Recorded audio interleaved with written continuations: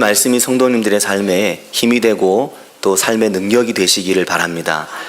지난 주간에 스티븐 호킹이라고 하는 이미 별세한 세계적인 물리학자가 유고집을 냈는데 딸에 의해 유고집이 출간이 됐습니다.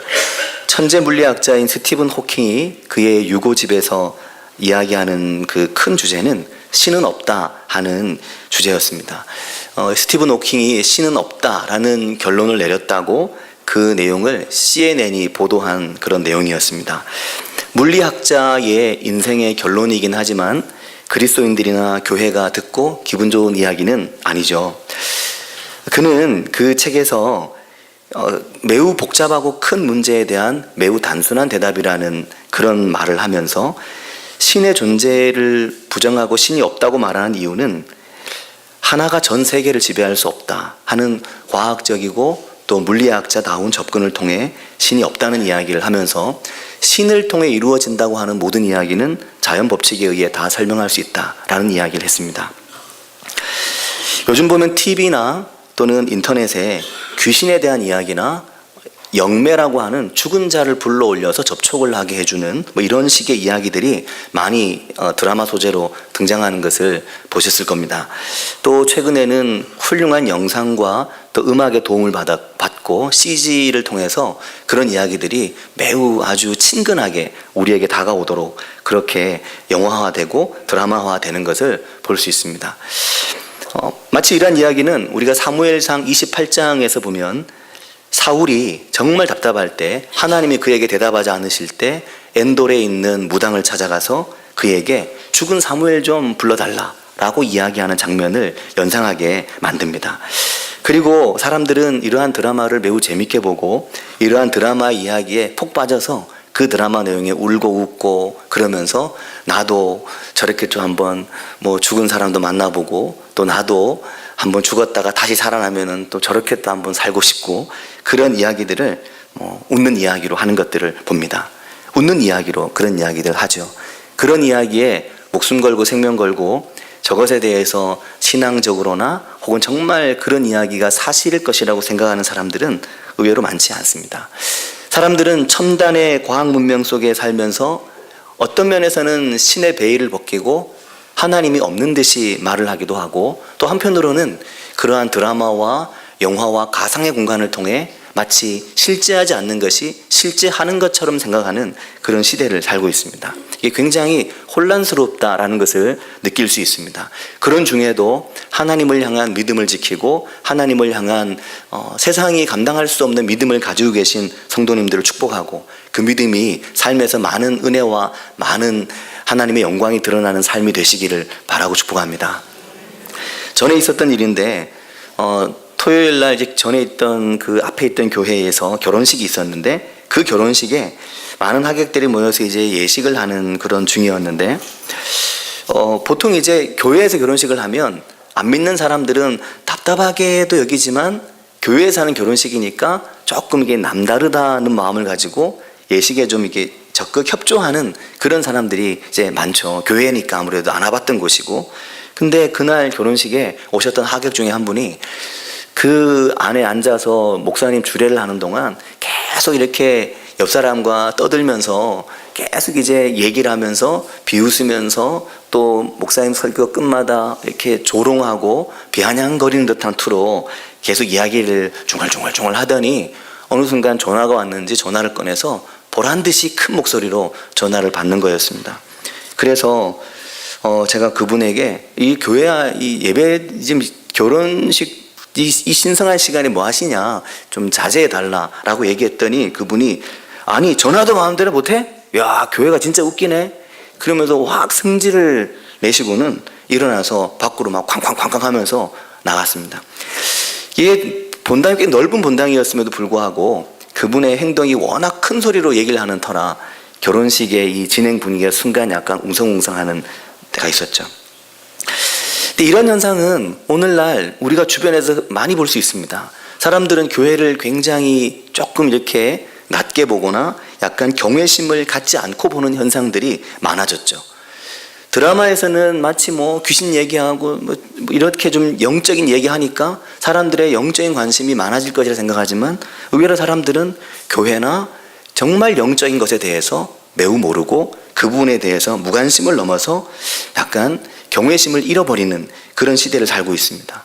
교회에 대한 이야기들이 올라오면 사람들은 이게 너무나 마치 알러지 같은 반응을 보이면서 그렇게 안 해도 될 것도 과도한 반응을 보이면서 아주 불쾌하게 여기고 기분 나빠하면서 온갖 악플을 달아서 그런 인터넷 기사들을 늘 보고 사는 청소년들이 그런 교회에 대한 비난과 사람들의 맹목적인 멸시를 보면 그 속에서 청소년들이 신앙적으로 생활을 하기가 매우 어려울 만큼 그런 상황들이 우리 주변에 공기고 분위기입니다.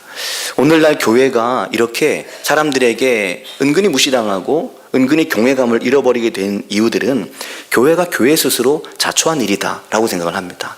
그 이유는 교회가 사람들이 보기에 부도덕하고 사람들이 보기에 때로 불의하고 문제가 있어서인 경우도 있지만 그보다 더 큰 문제는 교회가 교회 스스로 경외감을 갖지 못하기 때문이다라고 보는 것입니다. 우리는 우리 스스로 우리가 믿는 신앙이 얼마나 경이로운 것인지, 내가 믿는 믿음이 얼마나 놀라운 것인지, 내가 믿는 믿음을 물리학이나 과학으로 의학으로 설명할 수 없다고 하는 것을 믿는 믿음이 우리 스스로 많이 약해지는 거죠. 젊은 세대로 가면 갈수록 약하고 또 어른 세대들은 이러한 강한 믿음을 후대에게 더 강하게 물려주기에 우리가 점점 약해져 있는 것이 아닌가. 처음에 이 땅에 복음이 들어올 때도 그랬지만 2000년 전 기독교도 그랬고 항상 하나님의 교회와 기독교는 우리의 생각과 우리의 이성을 훨씬 뛰어넘는 하나님의 놀랍고 경이로운 일들과 역사를 통해 교회가 세워져 왔습니다. 자, 성도 여러분 한번 생각해 보시기 바랍니다. 교회가 이성적인 경영을 통해 세워졌습니까? 교회가 잘 경영하고 잘 교회를 이 사업화해서 이끌어가는 그러한 지도력에 의해 교회가 세워졌는가 하는 겁니다. 그렇지 않습니다. 교회가 세워진 현장을 들여다보면 거기에는 눈물과 기도와 땀방울과 하나님 앞에 온전한 믿음으로 나아가는 믿음의 성도들의 몸부림과 기도를 통해 그러한 예배와 은혜와 감격을 통해 하나님의 놀라운 치유와 역사를 통해 교회가 세워져 갔죠. 그래서 방방곳곳에 교회가 세워지고 지금도 한국 땅에서 여전히 하나님 은혜 가운데 뜨거운 하나님 은혜 가운데 있는 교회들은 대부분 하나님의 은혜의 역사에 더 눈을 부릅뜨고 귀를 기울이고 나아가고 있는 교회들입니다. 이것은 하나님께서 우리를 위해 주신 그리스도 예수의 십자가 보혈의 능력을 온 몸과 온 마음으로 받아들이고 경험하는 것. 하나님께서 십자가를 통해 우리 인생에 이루어 놓으신 놀라운 은혜를 내 삶을 통해 느끼고 경험하며 살아갈 수 있는 그런 믿음, 그런 강한 믿음들을 통해 세워져 왔다고 하는 것입니다. 사랑하는 여러분, 한번 내 마음을 한번 진단해 보시기 바랍니다. 내 믿음의 상태를 한번 진단해 보시기 바랍니다. 나는 요즘 어느 정도의 믿음을 가지고 있는가? 나는 내 믿음이 하나님을 향한 놀랍고 경이로우신 하나님을 바라보는 믿음으로 내가 나아가고 있는가? 또 교회를 보시기 바랍니다. 우리 교회는 어떤가? 우리 교회는 하나님께서 살아계신 그 하나님의 살아계신 놀라운 은혜에 전능하신 하나님을 바라보며 하나님께서 십자가에서 이루신 놀라운 하나님의 구원의 역사를 바라보는 뜨거운 믿음과 은혜로 내가 나아가고 있는가? 나 자신과 교회를 깊이 돌아볼 수 있는 그런 은혜가 우리에게 있기를 바랍니다. 사랑하는 여러분, 교회 부흥은 매우 단순했습니다. 교회 부흥은 새벽을 깨우는 많은 분들의 눈물과 기도를 통해 교회가 부흥되고 교회가 세워져 왔습니다. 교회 부흥은 지극히 단순하게 하나님의 말씀에 순종하는 많은 믿음의 사람들에 의해서 세워졌지 엘리트들에 의해 교회가 세워지고 부흥이 온 것이 아니다라고 하는 겁니다. 그것은 무엇이 교회를 움직였느냐? 하나님을 향한 뜨거운 믿음과 놀랍게 역사하시는 하나님을 향한 경이롭게 놀라운 전능하신 하나님을 믿는 믿음으로 하나님 앞에 나아가는 성도들에 의해 이루어진 것입니다. 사랑하는 여러분, 오늘 내 마음속에 내 속에 하나님을 향한 그 뜨거운 믿음이, 하나님을 향한 내 마음속에 경이로운 믿음의 고백이 내 속에서 뜨겁게 타오를 수 있는 은혜가 성도님들께 있으시기를 바랍니다. 그 은혜로 가슴이 뜨거울 수 있길 바랍니다. 그냥 가슴이 적당히 이렇게 주일 예배를 지키는 그런 예배가 아니라 하나님 앞에 올 때마다 내 영이 뜨겁고 내 마음이 뜨거워지는, 그래서 하나님께서 이 교회 곳곳에 어디 이렇게 온수 매트를 다 다 벽에다 넣어놨나 싶을 만큼 교회가 들어서면 하나님 은혜로 뜨거워질 수 있는 그런 교회가 우리 교회가 될 수 있길 바랍니다.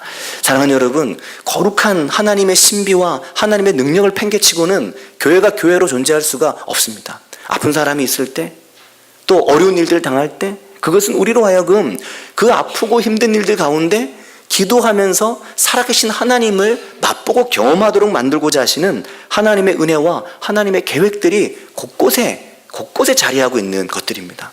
사랑하는 여러분, 지혜로운 사람들은, 또 이 때를 아는 사람들은 때에 맞게 투자하고 때에 맞게 거두어들이는 사람들이잖아요. 사업을 잘하는 분들 그렇지 않습니까? 신앙적으로 하나님 앞에 살아있는 사람들은 하나님 앞에 기도할 때와 하나님 앞에 깨어있어야 될 때를 구분할 수 있는 사람들입니다.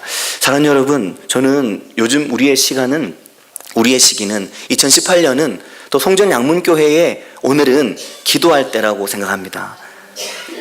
기도할 때라고 생각합니다. 기도할 때라고 생각합니까?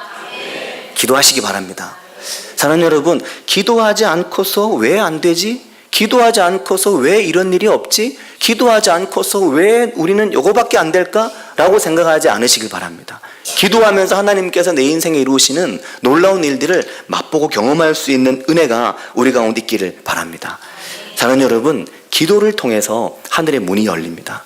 요한계시록은 하나님 앞에 깨어서 기도하는 사람들에게 하늘의 문을 열어 보여주시고, 이 말씀을 전달해서 이 말씀을 붙들고 보는 사람들도 그들이 하나님 앞에 깨어서 기도하면서 하나님이 내게 주시는 하늘이 그들의 인생에 열리는 것을 보게 된 사람들이었습니다. 그렇게 하늘이 열려야 십자가에서 예수님이 죽었다고 하는 이 지극히 단순한 사실이 내게 믿음으로 받아들여지게 된다 하는 것입니다. 사랑하는 여러분, 우리가 바라죠. 나도 예수님이 십자가에 죽으셨다는 사실이 믿어지길 바라고, 내 주변에 사랑하는 사람들도 예수님이 십자가에 죽으셨다는 사실이 믿어지길 바라지만 기도하지 않고서는 이것이 믿어질 수 없다라는 겁니다. 이해시킬 수 있느냐? 설명할 수 있느냐? 아무도 못하죠.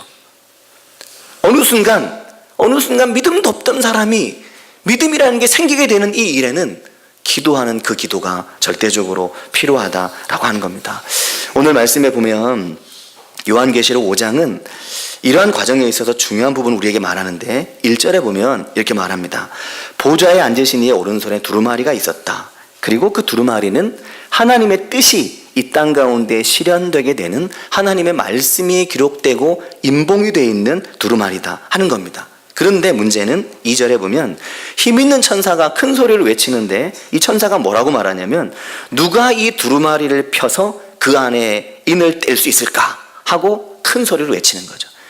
이 봉인된 하나님의 말씀을 떼어서 이것을 우리의 삶에 좀 뭔가 확 던져주고 싶은데 이걸 뗄 사람이 누구냐라는 겁니다. 그런데 그렇게 말하는 그가 누구냐면 힘센 천사였습니다. 힘이 세고 강한 천사였지만 그도 떼지 못하는 이 인이 봉인된 이걸 들고 누가 이걸 할까 하는 것입니다. 그래서 답답해서 4절에 보면 이러한 답답한 현장을 보는 사도 요한이 큰 소리로 울었다, 그렇게 말하고 있습니다.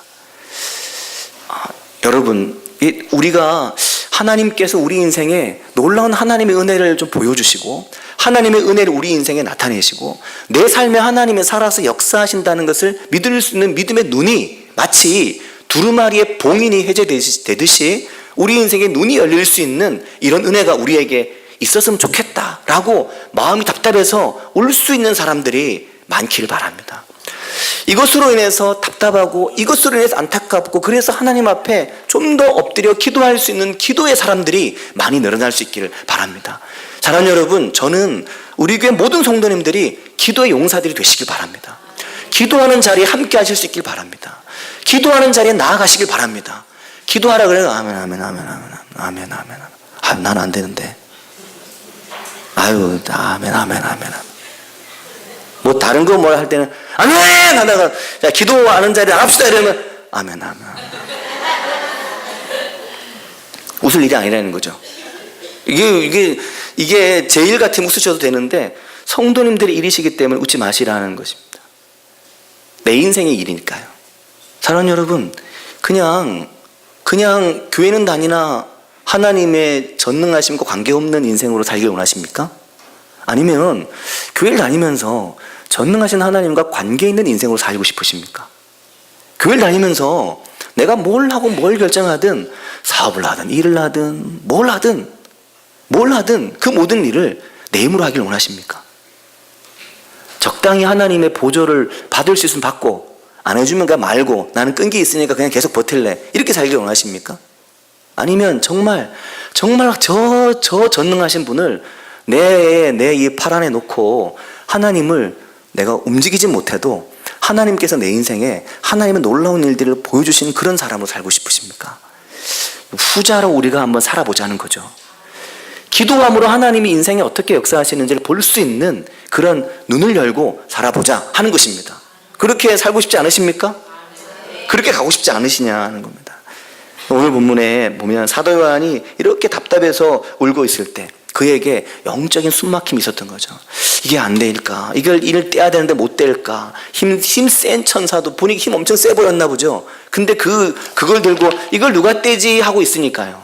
답답해서 막 울고 있을 때, 그때 누가 말하는 것입니다. 그렇게 울고 있을 때 그때 천사가 말하기를 한 어린 양이 서 있는 것을 보여주시는 거죠. 그 말씀이 본문의 5장 5절에 나옵니다. 한 장로가 큰 소리로 말하기를 울지 말라라고 말하는 겁니다. 울지 말라, 울지 말고 봐라, 저기 어린 양이 서 계시다라는 것입니다. 저기 어린 양이 서 계시다. 요한복음에도 비슷한 구절이 나오죠. 보라, 저기 세상 죄를 지고 가는 하나님의 어린 양이 가고 계시다. 그 어린 양을 보는 자, 그 어린 양을 볼 수 있는 눈, 그 믿음의 눈이 있으면 된다라는 얘기를 하고 있다고 할 수 있습니다. 저 어린 양이 7인을 다 떼실 것이라는 것이죠. 그리고 저 어린 양이 우리 인생에 이 모든 인을 떼고 하나님의 역사가 우리 인생에 임하고 내려오게 하시는 이 일을 저분이 하신다 하고 보여주시는 겁니다. 이걸 보고 있는 요한의 마음이 막 얼마나 불타고 뜨거웠을까요? 눈물이 터지고 눈물이 흘러내리고 하나님의 역사가 어린 양 대신 예수 그리스도를 통해 우리 인생에 일어나겠구나. 사랑하는 여러분, 그 그리스도를 보고 예수를 보고 예배와 기도와 찬양과 하나님 앞에 나아가는 시간이 살아계신 하나님을 바라보는 믿음의 눈과 믿음의 지경이 열리는 그런 은혜가 우리에게 나타나게 될 수 있기를 바랍니다. 사랑하는 여러분, 그 어린 양은 힘이 더 센 양도 아니었습니다. 그분은 본문 6절에 말하는 것처럼 일찍 죽임당한 어린 양, 일찍 죽임당한 어린 양, 바로 예수 그리스도 그분인데 7절에 보니까 이렇게 말하죠. 보호자에 앉으신 이의 오른손에서 드디어 두루마리를 취하고 그토록 임봉된 하나님의 역사가 죽임당한 어린 양의 손으로 넘어가는 것을 본문을 통해 우리에게 보여주고 있습니다.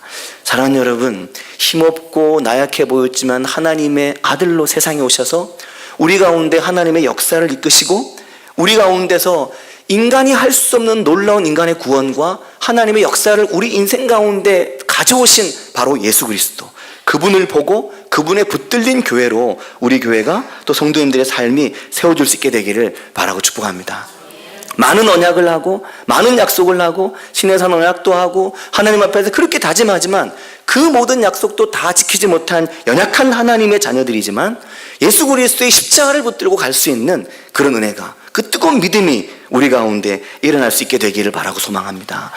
그것이 산 소망입니다. 그 산 소망에 붙들린 믿음의 사람들이 우리가 될 수 있길 바랍니다. 사랑하는 여러분, 이러한 시기들은, 이렇게 하나님 앞에 나아갈 수 있는 이러한 시기들, 하나님의 봉인된 은혜가 내 삶에 펼쳐지고 나타나게 되는 것, 누구나 바라는 것이죠. 누구나 기대하는 것입니다. 하나님의 비밀한 것을 내가 나 뭐 비밀 봤다 이렇게 해서 말할 수 있는 것이 아니겠지만, 하나님께서 하신 놀라운 일이 내 삶에 펼쳐지는 것을 내가 보고 하나님께 내 삶에 살아계시다는 것을 믿고 나아갈 수 있는 그런 은혜가 우리에게 얼마나 절박한지 모릅니다. 그 은혜가 있으면 내 삶이 많이 달라지고 내 삶이 놀랍게 변하고 내 삶이 하나님께서 원하시는, 하나님이 기뻐하시는 모습으로 자꾸만 바뀌고 되어가게 되어 있습니다. 이 본문에 대해서 우리가 요즘 예레미야서를 보고 있는데, 예레미야서의 31장 20절에 보면 이런 말씀이 있습니다. 에브라임은 나의 사랑하는 아들, 기뻐하는 자식이 아니냐. 내가 그를 책망하여 말할 때마다 깊이 생각하노라. 그러므로 그를 위하여 내 창자가 들끓으니 내가 반드시 그를 불쌍히 여기겠다. 이것은 하나님이 하나님의 백성들을 향해 가지고 계신 하나님의 마음입니다. 안 됐다, 불쌍하다, 힘들겠구나, 아프겠구나, 지쳐 있겠구나 하시는 하나님의 말씀인 거죠. 31장 16절에도 이런 말씀이 있습니다. 너의 울음소리와 너의 눈물을 멈춰라. 이거 하나님의, 우리를 향한 하나님의 마음입니다. 울고 싶으냐 울음을 멈추고, 아프냐 너의 아픔이 멈춰지기를. 이것이 우리를 향한 하나님의 마음입니다. 17절에도 너의 장래에는 소망이 있을 거다. 이것이 우리를 향한 하나님의 마음입니다. 예레미야 29장 11절에도 여호와의 말씀은 너희를 향한 나의 생각은 내가 안 하니 평안이요 재앙이 아니고 너희에게 미래와 희망을 주는 거다. 이것이 우리를 향한 하나님의 메시지입니다. 근데 이 메시지가 언제 우리에게 메시지가 되느냐, 이것이 언제 우리에게 정말 은혜가 되고 이것이 우리를 향한 하나님의 말이 되느냐, 그것을 요한계시록 5장은 너무나 중요하게 본문 말씀의 9절을 통해, 또 8절과 9절을 통해 우리에게 힌트를 주시는 거죠. 이렇게 중요한 순간에 하나님에게 드려지는 게 뭐냐, 이 중요한 순간에 하나님께 드려지는 것, 그게 뭐냐 하는 겁니다. 그것을 오늘 본문에서는 검은고와 향이 가득한 금대접에 담겨있는 성도들의 기도라고 말씀을 하신 것입니다. 이 본문 아마 아실 겁니다. 우리가 여러 번 이 본문을 통해 말씀을 듣고 또 들어보셨을 것입니다. 성도의 기도가 얼마나 중요한 것인지, 성도가 기도하는 것이 얼마나 놀랍게 하나님의 보좌를 움직이는 것인지 아시죠? 들으셨죠? 그런데도 왜 기도를 안 하십니까? 그런데도 왜 기도를 안 하시냐고요. 오늘 목사님 왜 저러지? 싶으시죠? 그런데도 왜 기도를 안 하시냐고요. 제가 생각을 해보니까 이걸 좀 따져봐야 되겠어요. 그런데도 왜 기도를 안 합니까? 우리가 왜 기도를 안 할까요?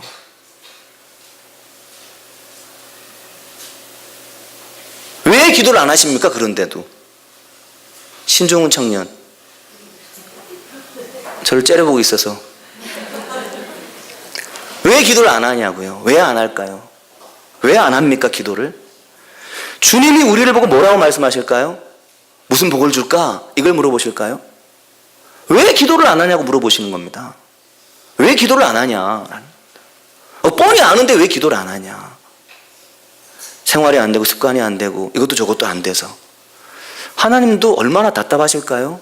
은혜를 주시기 곤란하지 않으시겠습니까? 닫혀있고 봉인된 하나님의 역사를 우리 앞에 열어 보여주시기 어렵지 않을까요? 그렇게 기도하지 않을 거면 그냥 너의 이성과 너의 지성으로 그냥 잘 살아, 그러지 않으시겠습니까? 나의 도움을 원한다면, 나의 손길을 원한다면 기도 좀 하지 않으실까요? 우리가 신앙생활을 하면서 언제 하나님을 만납니까?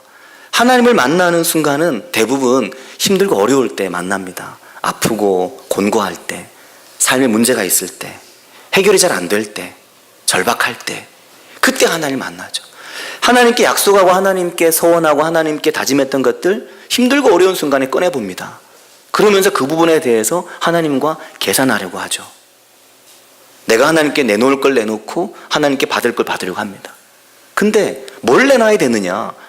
성도는 기도하는 사람인 것입니다. 기도를 통해서 하나님께 내놓을 걸 내놓으셔야죠. 기도는 전혀 안 하고 기도의 자리를 완전히 소멸되어 있는 상태에서 하나님에게 어떤 은혜를 받으시겠느냐 하는 겁니다. 나는 새벽 예배 나오니까 오늘 이 설교는 나는 패스. 이래서는 안 됩니다. 새벽 예배를 나오시는 분들은 더 기도를 또 하셔야죠. 하나님 항상 우리에게 좀 욕심쟁이 같이 더 원하시죠. 그래서 열심히 하는 사람도 다 됐다라고 생각하는 사람이 아무도 없잖아요. 충분히 하지만, 남들 보기엔 충분히 하지만 그분에게 물어보면 부족해서 그럽니다. 근데 물어보고 말할 것도 없이 기도를 아예 안 하는데, 식사 기도밖에 안 하는데 세상에 밥 먹으러 태어난 것도 아니고 그냥 밥만 잘 먹고 소화만 잘 되면 그냥 끝인가요? 그건 아니잖아요. 밥을 위해서도 기도할 수 있고 삼시세끼를 위해서도 기도할 수 있지만 내 인생의 중요한 여건들과 상황들을 위해서 기도할 수 있지 않은가.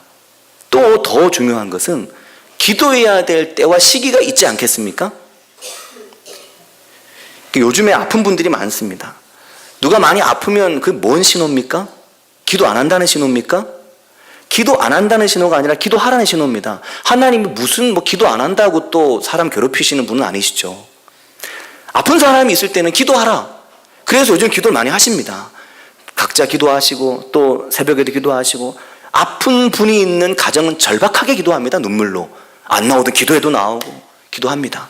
그렇게 기도하죠. 그러면서 살아계신 하나님을 내 삶에서 하나님이 내 삶에 말씀하시고 역사하시는 것을 보려고 하는 겁니다. 사랑하는 여러분, 우리의 삶에 하나님 앞에 기도하는 자리가 잘 세워지시길 바랍니다. 네, 꼭 그렇게 하시기 바랍니다. 이거 제 말이 아니라 하나님의 말씀입니다. 그렇게 하시기 바랍니다. 그렇게 해서 하나님이 내 인생에 중요한 일들에 개입하게 하십시오. 같이 기도하겠습니다.